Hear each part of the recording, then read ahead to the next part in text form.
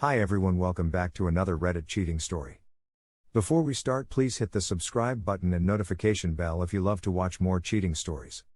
Hate myself for letting this go on. When will I put my foot down? Will she ever change? Not sure how to get into this, so I'll just jump right in. Sometime mid-January, I noticed my wife becoming more distant and hiding her phone. I've been cheated on before and gaslit over it, to the point I have serious trauma and triggers associated with it. I was feeling anxious and uncertain, and her responses when I would ask if anything was up or if she wanted to talk did not put me at ease. So one night, I snuck to her side of the bed, checked her phone, and discovered she was being flirty with a longtime friend of hers. At this point it was flirting. Calling each other baby, love, cutie, saying she'd text him cute selfies, etc. I confront her, telling her this is inappropriate and triggering. I say I can't make her do anything, but I need her to see she's hurting me. She says she's sorry.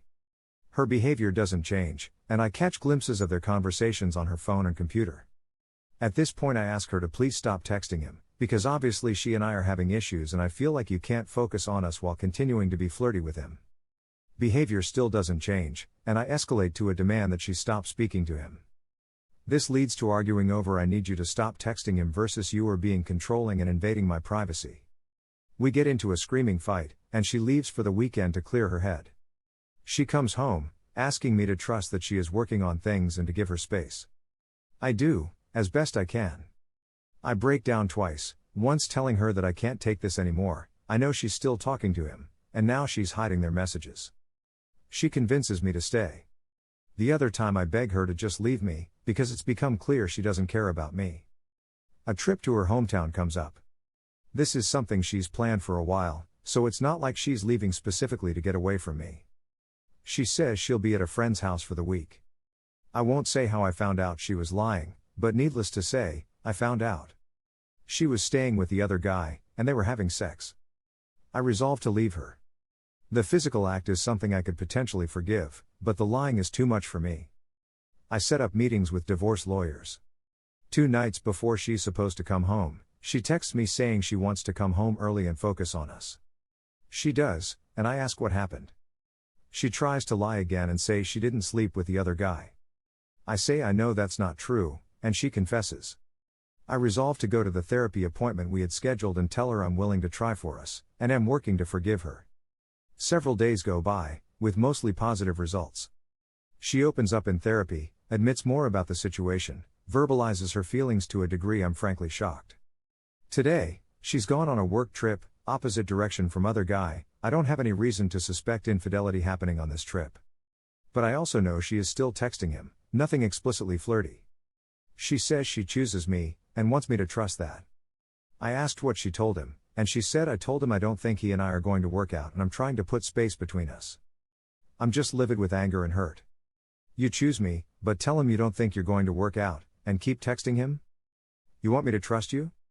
Why the hell would I, when all you've done is lie? You have had so many opportunities to change course, and you went through with it. You have had a husband waiting for you to come home and talk to you, even when he knows you're cheating. You don't know how good you have it, and I'm tired of being taken advantage of while chasing you. I say all of that. And then know that when she comes home, I'm going to go right back into her arms and try to make things work. Because I'm weak. Because I wasn't man enough to keep her. And because I won't stand up for myself. This is just going to happen again. And I hate myself even more than I hate her. Here are some of the best comments from our community. Just send her this post and find yourself an apartment and move out for a couple months, dude. If it's gonna work at all, she'll chase you. And if not, good riddance.